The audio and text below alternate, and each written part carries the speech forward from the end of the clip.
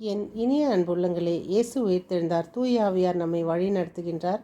அன்னை மரியா நமக்காக பரிந்து பேசிக் கொண்டிருக்கிறார் பல வழிகளில். அவை எண்ணில் அடங்கா. நாம் ஒவ்வொருவரும் வாய் திறந்து சொல்லப்போனால், எழுத ஆரம்பித்தால் புத்தகம் உலகம் கொள்ளாது. அந்த அளவுக்கு அன்னை மரியாளின் நாம் பயனை அடைந்திருக்கிறோம். பயண தொடர்ச்சி சங்கீதம். நாம் தொடர்ந்து வாசித்து கொண்டிருக்கும் சங்கீத தொடர்ச்சி 18, 21, 22, 23. ஏனெனில் ஆண்டவர் காட்டிய நெறியை கடைபிடித்தோம், பொல்லாங்கு செய்து என் கடவுளை விட்டு அகலவில்லை. அவர் தம் நீதி நெறிகளை எல்லாம் என் கண்முன் வைத்திருந்தேன். அவர் தம் விதிமுறைகளை நான் ஒதுக்கி தள்ளவில்லை. அவர் முன்னிலையில் நான் மாசற்றவனாயிருந்தேன். தீங்கு செய்யா வண்ணம் என்னை காத்து கொண்டேன். நீதிமொழிகள் 8, 12, 13, 14. நானே ஞானம், நான் விவேகத்தோடு வாழ்கிறேன், அறிவையும் சிந்திக்கும் ஆற்றலையும் கொண்டுள்ளேன். ஆண்டவருக்கு அஞ்சுவது தீமையை பகைக்க செய்யும். ஆணவத்தையும் இருமாப்பையும் தீமையையும் உருட்டையும் புருட்டையும் நான் வெறுக்கின்றேன். திட்டமிடுவதும் நானே, இட்டதை செய்வதும் நானே, உணர்வும் நானே, வலிமையும் எனதே.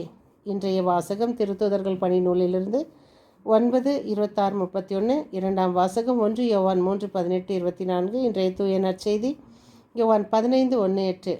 ஒருவர் என்னுடனும் நான் அவருடனும் இணைந்திருந்தால் அவர் மிகுந்த கனி தருவார்.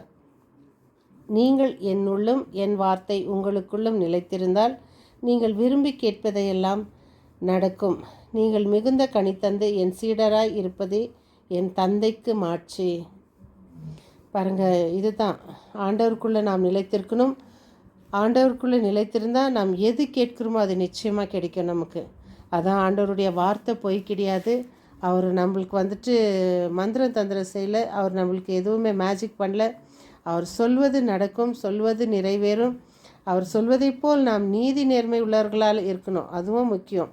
ஞானத்தோடும் விவேகத்தோடும் அறிவு திறனோடும் நாம் இருக்கணும். அப்போ தான் ஆண்டவருடைய வார்த்தைகளை நாம் புரிந்து கொள்வோம். நம் காதுகளை தீட்டி வைத்து ஆண்டவருடைய வார்த்தையும் நம் நாவை தூய்மையாக்கியும் அதற்குள்ள அறிவை ஆற்றலையும் நமக்கு ஆண்டவர் கொடுத்துருக்கிறார். பாருங்கள், சிந்திக்கும் திறனையும் ஆற்றலையும் நமக்கு கொடுத்துருக்கிறார்.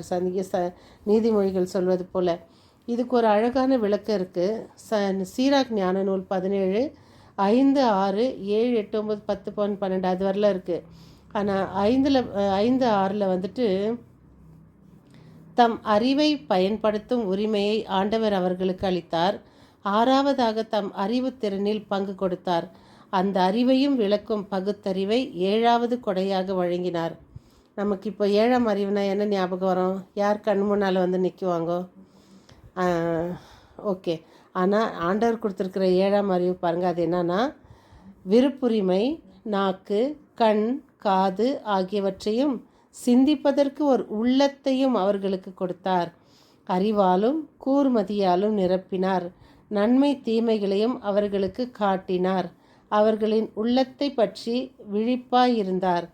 தம் செயல்களின் மேன்மையை காட்டினார். பாருங்கள், ஆண்டவர் எவ்வளோ விழிப்பாக இருக்கிறாரு, எவ்வளோ நம்மளுக்கு கொடுத்துருக்கிறாருன்றதுக்கு நமக்கு சாட்சிகள் இருக்குது. பார்த்தீங்களா? அதான் சொன்னனே, வரலாற்றுக்கு ஒரு உயிர் உண்டுன்னா அது இயேசுவின் வரலாற்றுக்கு மட்டும்தான் உயிர். அது மட்டும்தான் மெய்யான ஞானம். நமக்கு அந்த ஆற்றலையும் அறிவையும், இதில் எந்த உருட்டும் புருட்டும் கிடையாது. இது எல்லாமே உண்மை, சத்தியம், நீதி, நியாயம், ஜீவன். இதுவே நமக்கு. அதான் சொல்கிறேனே, நமக்குள்ளே அவர் வச்சிருக்கிற அந்த சிசிடிவி கேமராவுக்கு அவர் இந்த ப்ரூஃப் இருக்குது பாருங்கள். நமக்குள்ளே என்ன வச்சிருக்கிறாருன்றது உள்ளத்தை அவர்களுக்கு கொடுத்தார். அந்த உள்ளன்றது நமக்கு இருக்கா இல்லையான்றதை நாம் சிந்திப்போம். இயேசுவின் கைப்பிடிப்போம். இயேசுவின் பிள்ளைகளாக வாழ முயற்சி செய்வோம்.